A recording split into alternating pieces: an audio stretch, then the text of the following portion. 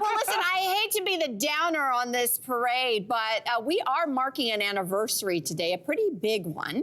It has been 5 years since the WHO declared COVID-19 a pandemic. So 5 years, it almost feels like it's happened in a blink of an eye, and yet it was just yesterday. Sachi, we're gonna start with you. A lot has changed since then and because of the pandemic. Yeah. What has changed for you? Oh my God, everything. I got married and moved to New York right before the pandemic, and then Thanks. I got a divorce, I lost my job, and my mom got cancer during the pandemic. Well, that took a turn. Oh my God, you guys are so serious. Everything's okay. I'm alive.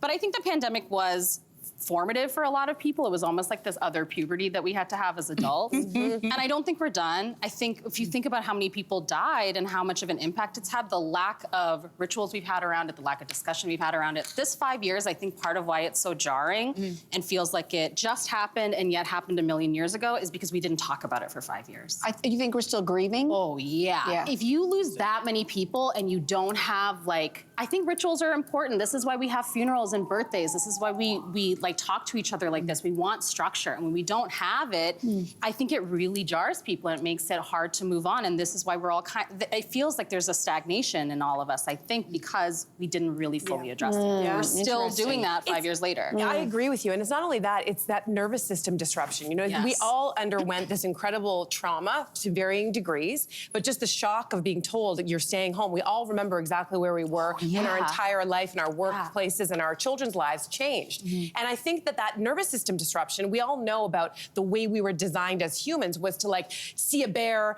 have our nervous system be activated, and then like run away from the bear and then hang out with our friends. And instead we had this perpetual fight or flight activation. And I think we're still seeing the ramifications of that. We have this sense that there's something just around the corner. And I think that's a direct correlation to the divisiveness we're seeing in the world today, because we developed the sense of like, what can we trust? And so instead we've started turning on each other. And I think that we really need to recognize, see it, and start to interrogate that, because we're almost become victims of our own biology to a certain extent until we start to calm our nervous systems down and feel safe again. That's Interesting that you say that. It's so the opposite of how I feel, because at the time I was an anchor at news channels, so I was like, really, this was all I was talking about every single day. And I remember talking to Dr. Bogosh about all the ways we can prevent the spread of viruses, and we felt like we were all taking a science lesson. And I remember just the simple basic things of like covering your mouth, wearing a mask if you're feeling sick, wash your hands. And I feel like, you know that little wand that they use in Men in Black to like erase everybody's memory? I feel like we all got wanded and everybody forgot all those things, because now when I walk down the street, everybody's coughing without their covering their mouth. People are sneezing. They're standing entirely too close to you. I don't see people washing their hands. I still see people in grocery stores taking things and eating them and touching doors. And I'm like, did we not go over this a million times during the pandemic? How are we here? I feel like people just completely forgot, and they just like put it in the back of their mind. It's like, oh, that pandemic, that didn't really happen. So I feel like that's what I'm seeing. But on the second thing I'm noticing is all the relationships. You guys remember during the pandemic, all the single people panicked and they were like, I've got to get married immediately. And everybody went on the dating apps and everybody started, if you were on the outs with somebody, you're like, you know what, hey, let's circle back. I think we can work this out. And at the same time, I also remember, and it was quite alarming and also quite sad to see all the number of divorces that happened and the domestic violence. So that's the part that sticks out in my mind. I was like, everybody just had a chance without any distractions to really think about their lives and who they want to be partner up with and the panic of being by themselves. And that's the part that sticks out to me. I want to go back to your first point, because I think the science part of this is what really got me. I mean, there was the really good part of this, which was the explosion of telemedicine and virtual healthcare. We just didn't have it before COVID, and that's a good thing, I think, that came out of COVID.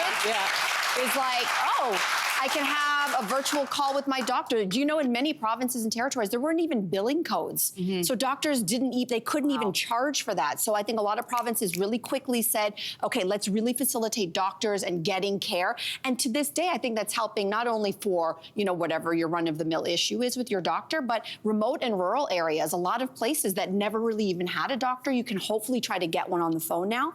The flip side of this, too. Like I'm just thinking about mental health. It's all online now. Online. headlines. Sorry. Absolutely. Continue. The flip side of this, though, is the science and then the anti-science. Which we're still fighting. Everybody We're became still an fighting. expert. So what happened was the early days, we didn't know what we didn't know. We were just scared to death of dying.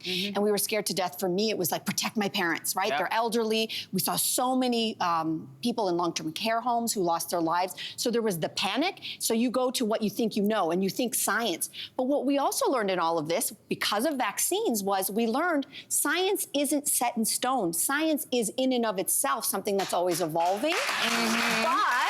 I was like, yeah. But a lot of people to this day don't believe that. They were like, you said the vaccine would prevent me from getting it, and I still got it. And it's like, you weren't listening. This is gonna help you maybe not die, Yeah. but you might still get it. The nuance was lost. So I think what we're still dealing with is in this hangover with now a guy named Robert F. Kennedy Jr. heading up the Secretary of Health. Oh, you guys are in the worried about the guy States, whose you brain know? was full of worms? I think he's definitely going to be able to figure it out. But What's think the about problem? that. I think him being You don't appointed, have brains in your worms? What do you mean? But don't you think that him being appointed to that role and the Make America Healthy Again movement, don't you think that's a direct offshoot No, of the absolutely. anti-vax? Oh, Yeah, for sure. I mean, I absolutely. think some of this is also about the commodification of healthcare. I think some people really believe if I'm getting something from you for healthcare, that's a good and a service, and so it should work.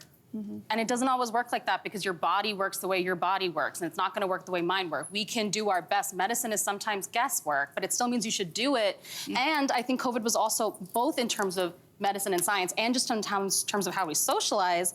It was one of the first times I think some people realized you have to take care of the other people who are around you. Yeah. You have a responsibility to other people, and I don't think people are always super community-based like that. And I think we saw how it failed in a lot of ways. People who don't want to wear a mask on the train still. It's still happening. Yep. It really, really is. I think the social part of it, circling back to that, I think for kids, my daughter had just turned 6, 2 days later, lockdown. And to this day, I think, how has this affected her? We have seen what this has done to young people. Yeah. If there's teachers in the audience, you know, they are still reeling from this. And I think it depended on the age. Our kids were young enough. Oh my God, I was going you know? through photos to do this. Like I found these videos of Jaya when we were working from home doing the show, which thank you, by the way. So many people have reached out to us who said we were kind of a lifeline during that. And we were beside ourselves We during were in our that. basements, in But our I- attics. But I do think our kids are resilient, and I do have hopes that we're gonna, figure this out going forward. They're gonna be okay. The kids are gonna You be think so? Yeah. Okay. Hey, you, come a bit closer. We've got so many more must-see interviews, spicy debates, lifestyle tips, and pop culture moments. So subscribe to our channel by tapping the logo below and don't miss out.